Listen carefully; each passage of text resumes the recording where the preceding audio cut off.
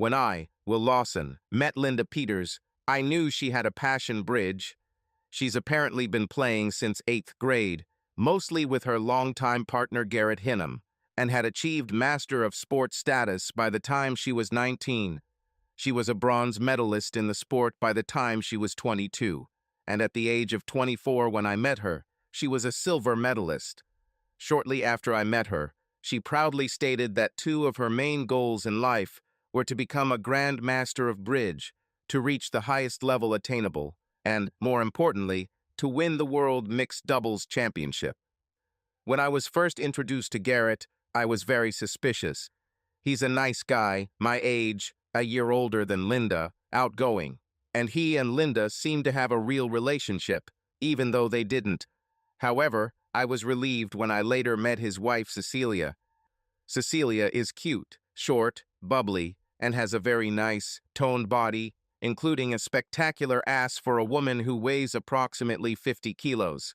I remember thinking, if Garrett has Cecilia, there's no reason for him to hit on Linda. Although Linda is, at least in my opinion, beautiful and sexy, she is very different from Cecilia. She is tall, brunette, large-breasted, and reserved, almost the exact opposite of Cecilia. Because most men have certain types, and Linda is my type. I assumed that Linda was not Garrett's type, and having come to this conclusion, I began dating her seriously. Linda seemed to fall in love with me almost as quickly as I fell in love with her. She seemed very happy to spend all her time with me, except when she was working or playing bridge. I wasn't surprised when she accepted my marriage proposal, and we were only engaged for 3 months that would have been 2 months and 3 weeks. But Linda and Garrett held a regional tournament one weekend during that time.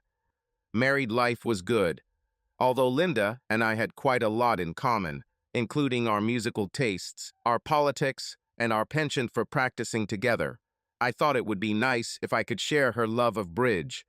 Although most of my life I played poker and hearts, I was above average at both, but I never tried bridge. My goal was not to replace Garrett in her doubles competition, but simply to make sure I could talk to her about it and go to some low-level tournaments out of town. In order to be able to play bridge, I would need my own low-level partner. After thinking about it for just a few minutes, I thought, why not Cecilia? I liked Cecilia, and she had the same problems as me with her husband's commitment to bridge. She was also at my beginner level. After Linda and I got married a few months ago, while Garrett and Linda were at a tournament on Saturday, I called Cecilia and invited her to dinner on Saturday. She happily agreed. We had a nice chat while I prepared the chicken parmesan. She helped us prepare a salad, and we shared a bottle of wine before and during dinner. After dinner, Cecilia and I retired to the balcony of our apartment and put our feet up. Cecilia, besides simply wanting to enjoy your company, I had another reason to invite you tonight. Have you ever thought about taking up a bridge? After a short pause and a guilty smile, she answered, of course I thought. I mean, this is very important to Garrett, and he's my husband, so I have to. However, I will never reach his level, and I don't know if I would consider myself a failure. Besides, I'm not sure I have the guts to do it. I chuckled. I'm sure you have enough intelligence for this. What if you could start playing with another newbie and could learn enough to talk intelligently about it with Garrett and maybe go to some of the same out-of-town tournaments? Are you offering this to me, Will? She laughed. In a sense, yes, I laughed in response. I would like to start learning bridge, but I need a partner. Who could possibly be a better partner than you? I have absolutely no expectations or even desire to be in the same class as Linda and Garrett. But I would like to have something else in common with Linda and an excuse to go to some tournaments out of town. Cecilia looked thoughtful for a second and then said, let's do this. Do we ask our spouses to teach us, or do we take classes, or what? Why don't we talk to Linda and Garrett on Monday and see what they suggest? In fact, why don't you two come over for dinner on Monday and we can talk about it as a group? I said. Only if I can add salad, dessert, and wine. What are you thinking of making for the main course? She answered. We talked about dinner, politics, movies, and many other topics. And before we knew it, the clock showed 2:36 a.m. Since we had finished almost 3 bottles of wine, I convinced Cecilia to stay the night in our guest room. I fed her breakfast the next morning, and we parted with smiles on our faces. Even if the bridge thing didn't work out, I was glad that I had made a very suitable and nice friend. I was glad late Sunday afternoon when Linda returned with the news that she and Garrett had scored big in third place in the sectional from Saturday morning until early Sunday afternoon. I was happy not only for her, but for myself too. You see, when Linda does well in a tournament, I get the night when she comes back. From the way she walked, the top 3 buttons of her blouse undone, and the smile on her face when she walked into the apartment, I could tell it was going to be a good night. Before we fell asleep, I muttered that Cecilia and Garrett were coming over for dinner the next night and that I would cook her favorite dish, fettuccine alfredo. "That's nice, Will," she muttered before falling asleep on my shoulder. Apparently what I told Linda on Sunday night about Cecilia and Garrett coming over for dinner on Monday night didn't quite get through to her. While she wasn't really offended when I reminded her about it on Monday morning, she didn't seem particularly enthusiastic about it or how it happened when Cecilia and I talked about it at dinner on Saturday night, and she slept in the guest room on Sunday morning. Still, by the time Cecilia and Garrett arrived and the smell of Alfredo sauce filled the kitchen, she was in high spirits. We had a great dinner, and from what I could tell, Linda and Garrett were delighted with our interest in bridge. That evening, they gave us our first basic lesson and advised us to enroll in a course at the community center. They agreed that our learning curve would be lower if Cecilia and I were partners. For the next 2 years, I had a wonderful life. I received 2 promotions. Linda seemed to enjoy her job, and she and I continued to do all the activities we had in common. And our sex life was great, especially if she and Garrett did well in the tournament. In addition, Cecilia and I advanced in bridge, and we even went to 2 tournaments with Linda and Garrett, which included players of all levels from the gold masters that Linda and Garrett became, to beginners like Cecilia and me. In fact, with Linda and one of my college buddies who lived nearby, Cecilia became my best friend. Linda and Garrett threw Cecilia and I a party when we received our first 2 master points. Life was fantastic. Of course, now that I've said it, you know there's a but coming. This but came in the form of another Saturday dinner with Cecilia, while Linda and Garrett were at another late-night bridge competition. This dinner was at Cecilia and Garrett's house and was hosted by Cecilia. After a pleasant meal, discussing many things over a glass of brandy, including our ongoing bridge practice, Cecilia said, "There is something serious I want to talk to you about, Will." "Get out," I smiled, and then took another sip of brandy from my glass. "I think Linda and Garrett are cheating on us at the out-of-town competition," she blurted out. Luckily, I swallowed my last sip of brandy, otherwise it would have flowed out of my nostrils. "What?" was my shocked answer. "What makes you think that?" It started the first night when we told them that one of the reasons we wanted to take up bridge was so we could go to some tournaments out of town with them, Cecilia grumbled. "I love you, Will, but I know you're one of the least observant people in the world, so I didn't expect you to notice, but I noticed." After a significant pause, she continued. "What I noticed was the slight grimace of Linda and Garrett and the fleeting eye contact between them. They quickly recovered and seemed to support us after that, but those grimaces and that fleeting glance were imprinted in my brain. Of course, your suspicions are based largely on this," I swallowed. "Yes, it is. Did you notice that at the 2 tournaments we accompanied them to, they performed poorly? In one, they scored a total of 1 master point," she correctly remembered. Unfazed by my lack of response, she continued, "Have you noticed how hot they get when they come back from competitions where they performed well?" I responded to this last comment. Wouldn't that mean they didn't have sex with each other if they were horny when they got back? Just the opposite, she answered with a great deal of authority. Cecilia continued for another 20 minutes, and from time to time I asked questions or expressed doubts. However, when she finished, I thought there might just be something to what she said. Although I was far from convinced, I was willing to go along with Cecilia's suggestion to try to find out what, if anything, was going on. That evening, we started planning. When Linda came back that Sunday, she and Garrett had a bunch of red master points, and she was beyond excited. Just before I fell asleep, my completely serene mood was ruined when Cecilia texted me saying that they had a similar situation to ours. Nice, but alarming, followed by a frown emoji. On Monday and Tuesday, Cecilia and I put the first part of our plan into action. Cecilia had several people she worked with who were technical people, especially when it came to smartphones. We both replaced dead batteries on our spouses' phones, and when they expressed concern, we offered to fix them in one day. I took Linda's phone to Cecilia's office on Monday and was able to return it to Linda by Tuesday evening.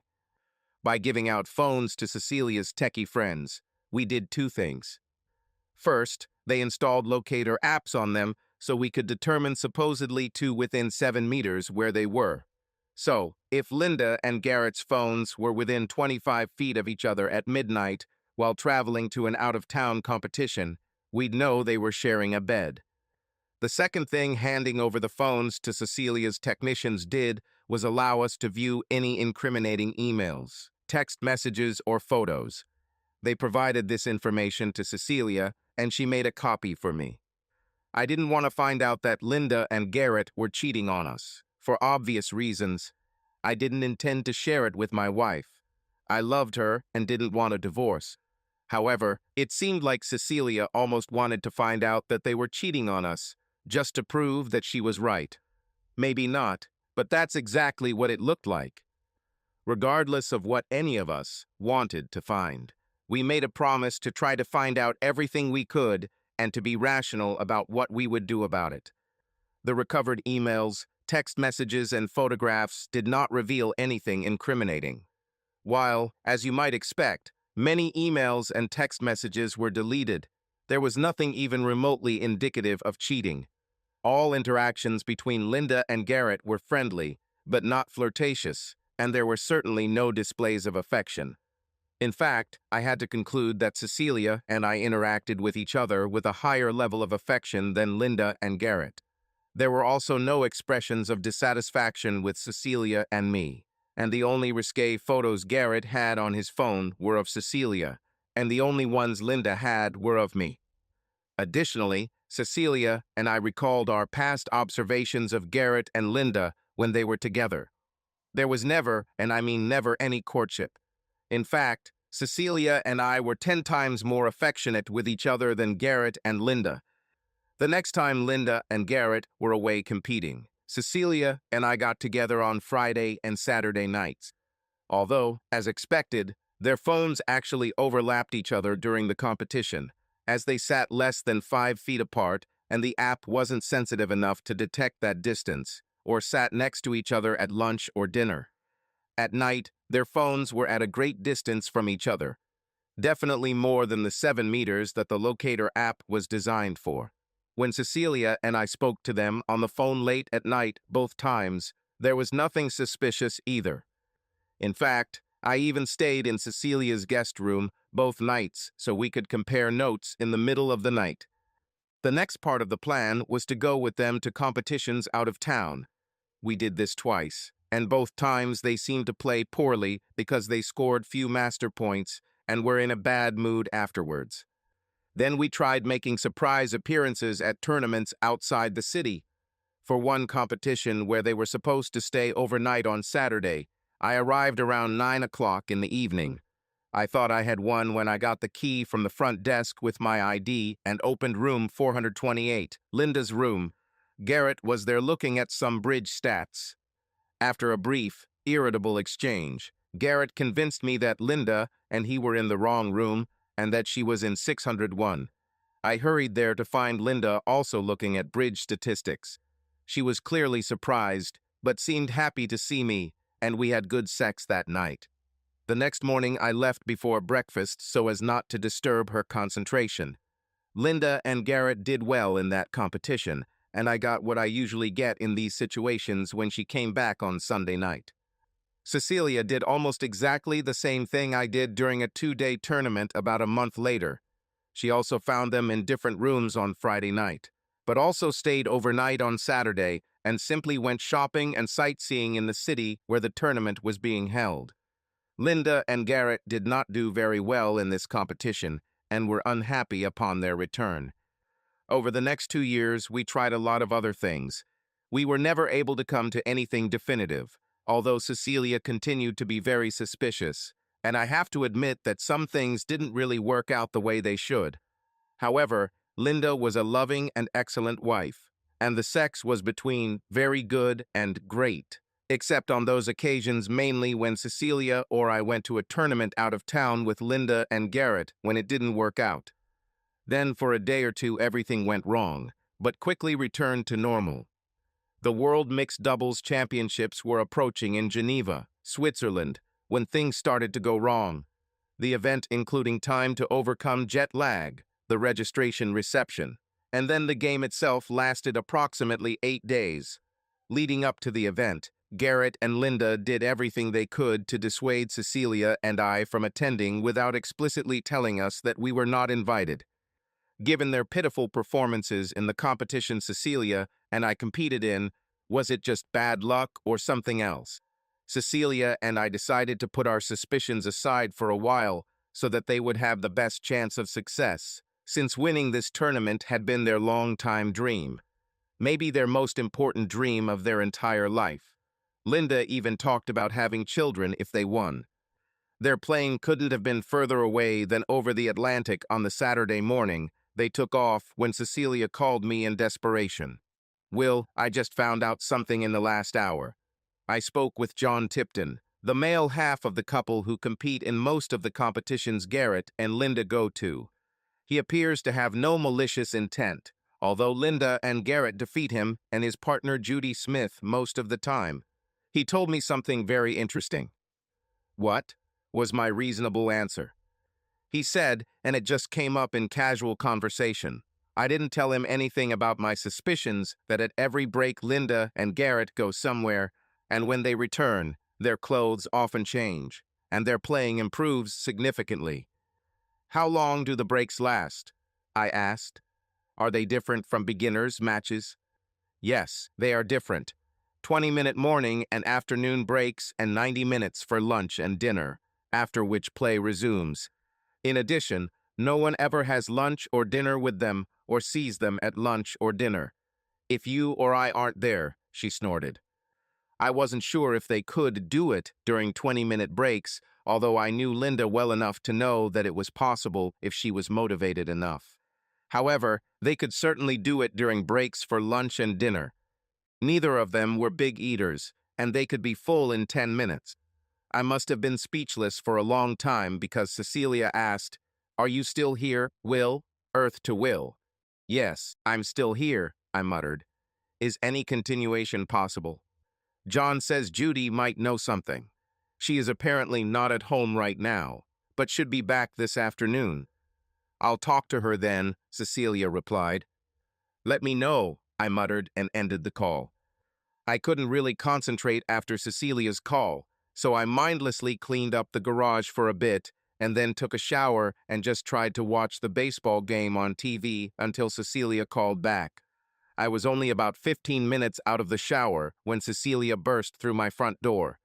By that time, Cecilia and I were so close that we acted like family, and if the door was unlocked, we simply opened it.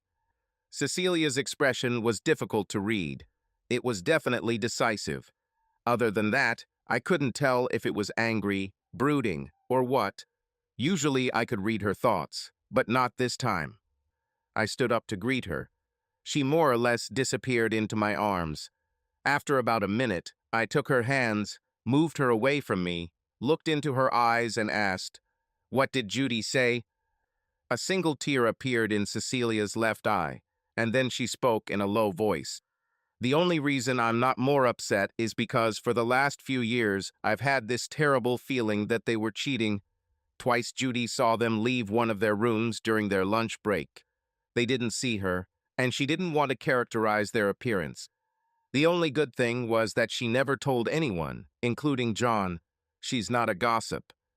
My heart sank, but only for a few seconds, because my attention was diverted by Cecilia slapping me in the face. Not very strong, but strong enough for me to notice it.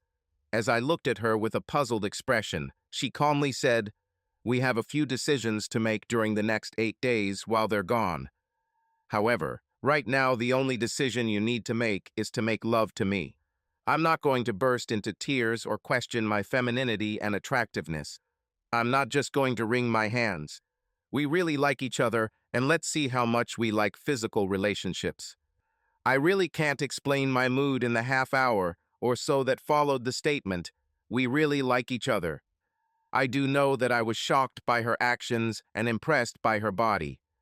It took a long time before we both fully realized this.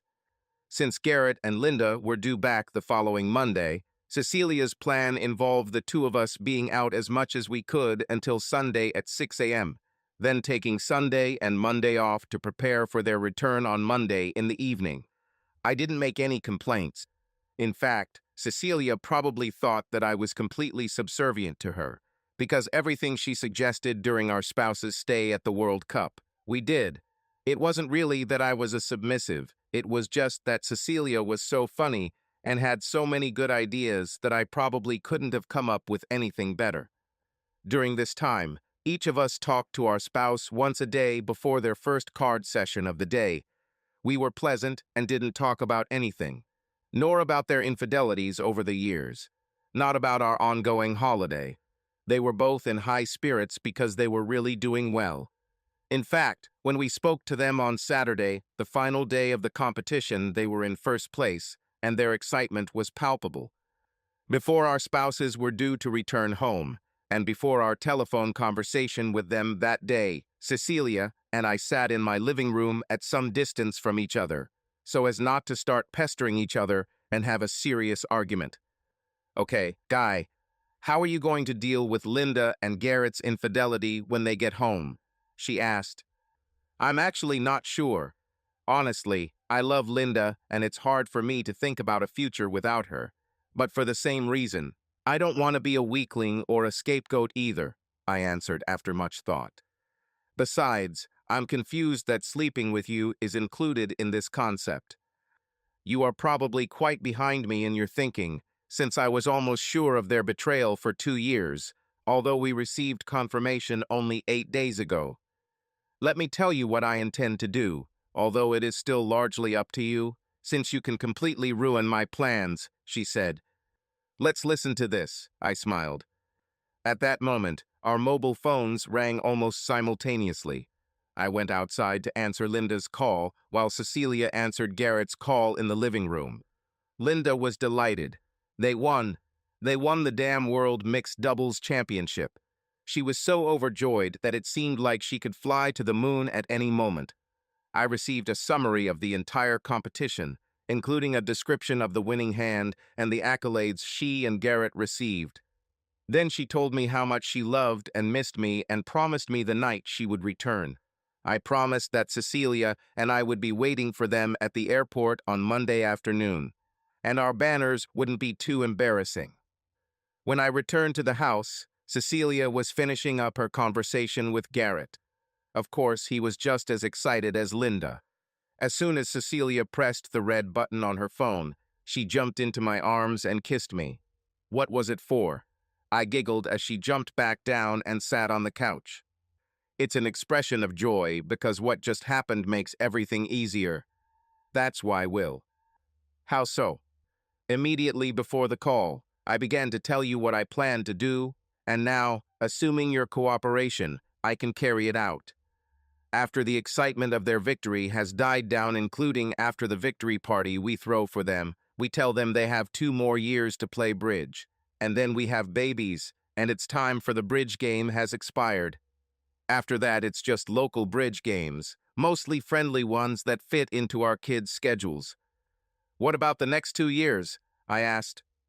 "For the next 2 years, every time they go to competitions out of town, the two of us stay at home until they return home," she answered with a wide smile on her face. The next minute, many thoughts instantly flashed through my head. Although some of these things were seemingly unrelated to the final decision, important things were repeated. I loved Linda. When I was unaware of Linda's infidelity, I was not only content with my marriage, but very happy. Cecilia was a good friend. Assuming that Linda and Garrett were never together again sexually after quitting bridge, I would be very happy staying married. After about 5 years of thoughts that flashed through my head in about 60 seconds, I smiled and said, "I'm in," for which Cecilia hugged me tightly. Then she left, giving me a quick kiss and saying, "I have to stay away from you until you pick me up to take us to the airport on Monday afternoon, because we both need to recharge." After Cecilia and I picked up Garrett and Linda from the airport with, as promised, not too much embarrassing posters, over the next 2+ years, the following happened. I received my night on Monday evening when I picked Linda up from the airport. It was even better than I thought and reinforced my belief that Cecilia's plan was the best course of action. We threw a great birthday party for Linda and Garrett at the local country club. We invited all of our families, including cousins, and all of our friends, over 200 guests in total. Linda and Garrett were thrilled and eternally grateful. A week after the party, Cecilia and I met with Linda and Garrett and told them that if they wanted to stay married, they had 2 more years of competitions ahead of them, and then we would have children, and the only bridge competitions would be local ones.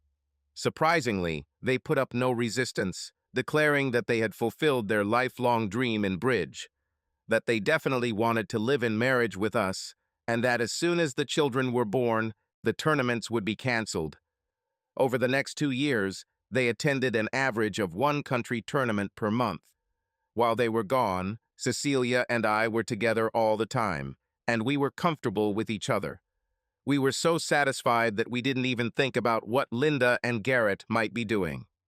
Supposedly the last time Cecilia and I were supposed to be together, and at the last out-of-town competition that Linda and Garrett were going to, after which both women immediately gave up birth control. Cecilia was acting a little strange. 6 weeks after our last meeting, Cecilia invited me to lunch on a blanket in the park on a beautiful spring day. After a light meal and some banter, she got down to business. Will, I don't quite know how to say this, so I'll just say it directly. I'm 6 weeks pregnant with your baby. What did you say? I gasped, luckily not burping up my Pepsi. The last time we were together, I didn't take the pills because I had the iod removed a week before we made love. I know that's when I got pregnant. How do you know? After our last meetings, I did tests for Gareth and I. Although it is possible that he can conceive a child, his chances are at the lowest level. At the same time, I checked yours, she continued, not at all embarrassed. I was going to ask her how she got the sample from me, but quickly dismissed the thought, remembering our last weekend together. So she continued, "Your results are impressive. Plus, I just know in my heart that this is your child. I will do a blood test after 10-11 weeks of pregnancy to confirm this and determine the sex of the baby." "What are you going to do?" I blurted out without thinking. "What do you mean? What am I going to do?" she snapped. She took a deep breath and then said, "I will have your child. Especially if it's a girl. No one will suspect anything since you and Garrett have the same eye and hair color, and the girl will most likely look more like me than either of you. Will you keep this a secret?" "Yes, I intend to do so, unless you and Linda get divorced, at which point I will get divorced too and claim you," she growled, crossing her arms over her chest and pouting her lips. It wasn't easy to digest, but there was nothing I could do about it except pretend to be happy. A big smile appeared on my face, and I said, "I will do everything in my power to support you emotionally, and if you ever need money, I will help with that too." Then I kissed her. There was a wide smile on her face. 2 weeks after my lunch with Cecilia, as Linda and I were lounging in bed, she smiled and said, "I have good news." Of course, Linda was pregnant. I kissed her long, hotly, and then we made love tenderly. Cecilia's little girl, her exact replica, was born 5 weeks before Linda gave birth, and my little boy, who looked exactly like the one in my baby photos. Both Linda and Cecilia took on the task of raising their children as real parents. Our families remained close. Linda and I had another little boy just 2 years after our first. Although I wasn't paranoid or suspicious, just to put my mind at ease, I ran DNA tests on both my little boys and my little girl Cecilia. I was the biological father of all three. Our firstborns were both 2.5 years old. All four of us loved being parents, and our lives were going great. Both mothers had regained their pre-pregnancy bodies and were damn attractive. Then Cecilia invited me again to have lunch in the park. This time she didn't beat around the bush. "Will, I want another child, and I want her or him to have the same biological father as my first." 10 months later, Cecilia gave birth to another sweet little girl, and it wasn't due to the virgin birth.